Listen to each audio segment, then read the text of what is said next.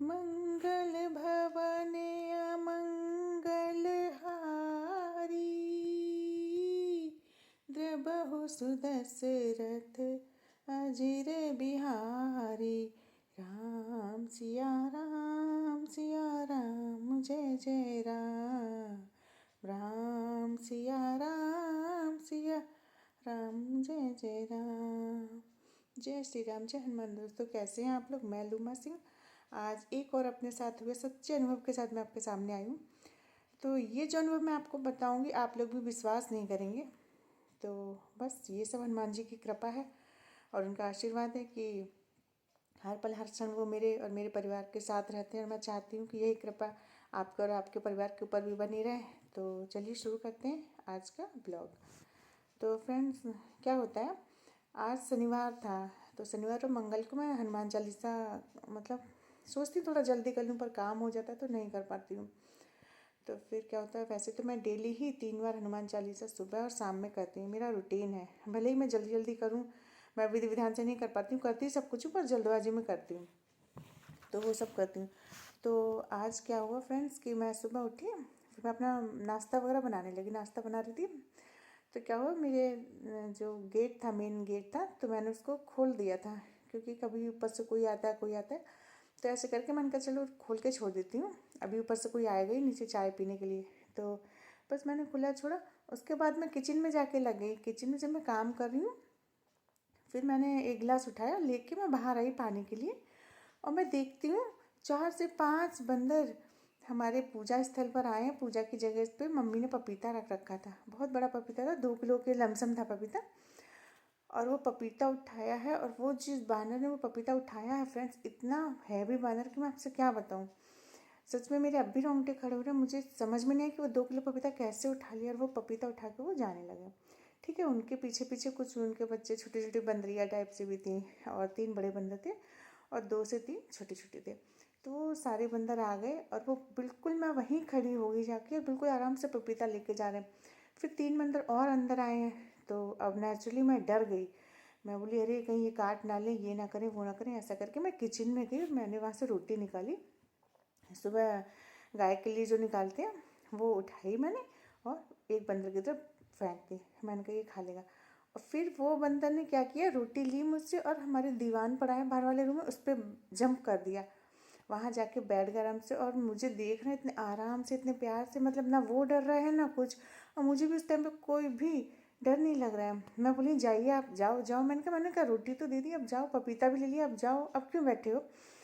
तो मैं ऐसे कह रही हूँ, वो नहीं जा रहे, वो धीरे धीरे आ रहे हैं। फिर मेरे अंदर से भैया निकल के आ रहे हैं, बोले ठीक है मैं आता हूँ, तुम नहीं भगा पाओगी।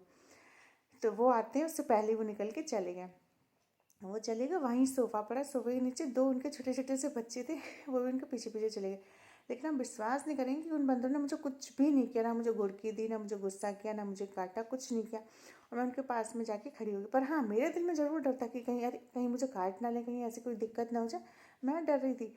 पर उन्होंने मुझे कुछ भी नहीं किया, और बड़े प्यार से वो सब लेके चले गए, और वो ले जाने के बाद आराम से खाने लगे। ऐसे फ्रेंड्स कल भी हुआ, कल दरवाज़ा खुला रह गया। तो बस मम्मी ने सामने अमरूद रख रखा था, तो आए और अमरूद उठाया, आराम से चले गए।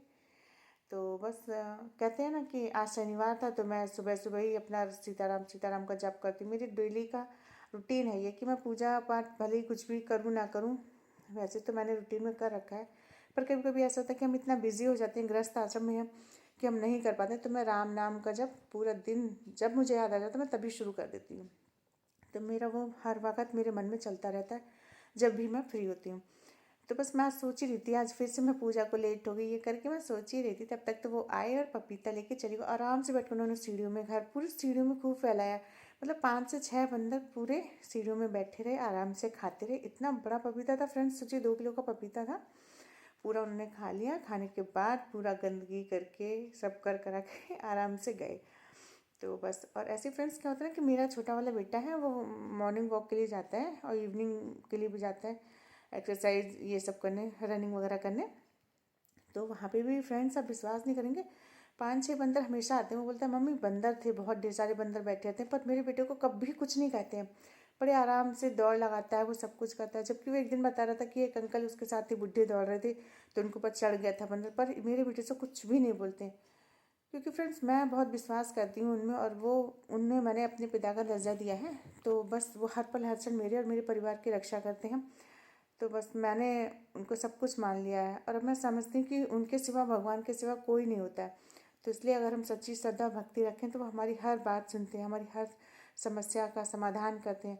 हाँ, कभी कभी होता है कि हमारी समस्याएं बहुत बड़ी होती हैं जिसमें टाइम लग जाता है। तो इसलिए हमें कभी भी उनके ऊपर ये नहीं सोचना चाहिए कि अरे अभी हमारी ये समस्या नहीं हल हुई है, हमें ये नहीं करना चाहिए। नहीं, हमें उनके ऊपर पूरा विश्वास रखना चाहिए कि हमारा कुछ टाइम लगेगा लेकिन हमारा सब ठीक हो जाएगा।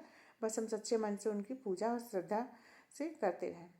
तो बस मैं तो यही चाहूँगी कि आप लोग भी पूरा विश्वास रखें। और यदि आप रोज़ नहीं कर पाते हैं, कुछ भी नहीं कर पाते हैं, तो कुछ मंत्र हैं जो हनुमान जी के, जो आपको करना चाहिए, रोज़ करना चाहिए। कुछ नहीं तो हाँ, आजकल इतनी भाग दौड़ भरी ज़िंदगी हो रही है तो लोग बहुत ज़्यादा बिजी हो गए। तो आप अगर कहीं भी ट्रेवल कर रहे हैं, ट्रेन में, बस में, मेट्रो में, किसी में, तो मन में सीताराम सीताराम तो करते ही रहिए। क्योंकि हनुमान जी सीताराम सीताराम के भी बहुत बड़े भक्त हैं, उनको अपना आराध्य मानते हैं राम जी को। यदि हम राम का नाम लेते रहेंगे तो भी वो बहुत प्रसन्न होते हैं। तो हो सके तो आप उनकी राम नाम का एक माला मन ही मन करते रहिए। यदि आपके पास समय नहीं, यदि समय है तो राम नाम की माला, राम स्तुति और एक हनुमान चालीसा तो आपको रोज़ करना ही चाहिए।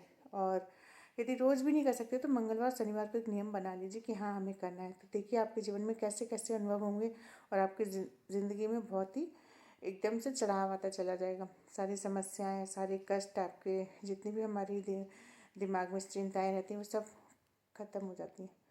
और फ्रेंड्स, एक हनुमान जी का मंत्र है जिसे बोलते हैं ओम हम हनुमते नमः। तो कहते हैं यदि वो हम 108 बार कर लेते हैं मन ही मन में या कैसे भी, तो आप ये सोचिए कि आप एकदम, दिमाग आपका खाली हो जाता है। ऐसा लगता है आपको जैसे कोई चिंता ही नहीं, क्योंकि हमारी सारी चिंताएं वो हनुमान जी के पास चली जाती हैं और वो पूरा बीड़ा उठा लेते हैं हमारा। तो बस, और उनको पान का बीड़ा पसंद है, तो इसीलिए कहते हैं कि पान का बीड़ा, नारियल, ये सब हमेशा जब भी आप कुछ वैसा अनुष्ठान कर रहे हैं तो हनुमान जी को जरूर चढ़ाएं। तो बस फ्रेंड्स, आज का अनुभव यही था, और आज ही हुआ था मुझे पपीते वाला अनुभव। तो मैंने कहा अपने फ्रेंड्स के साथ में मैं शेयर कर लेती हूँ, जो कि उन्हें भी बहुत विश्वास हो जाए और वो भी भगवान में श्रद्धा और विश्वास रखें। तो ठीक है फ्रेंड्स, जय श्री राम, जय हनुमान।